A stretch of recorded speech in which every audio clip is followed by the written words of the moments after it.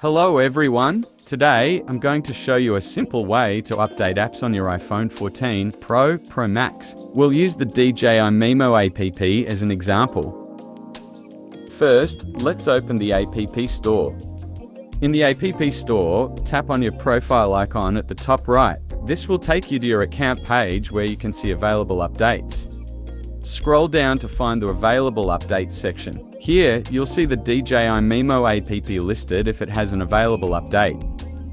To update DJI Mimo, just tap the update button next to it. The app will start updating automatically. Wait for it to finish. While you're here, it's a good idea to check if there are any other updates available. Keeping your apps updated ensures they work smoothly. Remember, updating apps can give you new features and improve security. It's a simple but important task. And that's how you update apps on your iPhone 14, easy right? Don't forget to subscribe, like, comment and share Everything channel. If you have any questions, drop a comment below and I'll reply to all. Thanks for watching.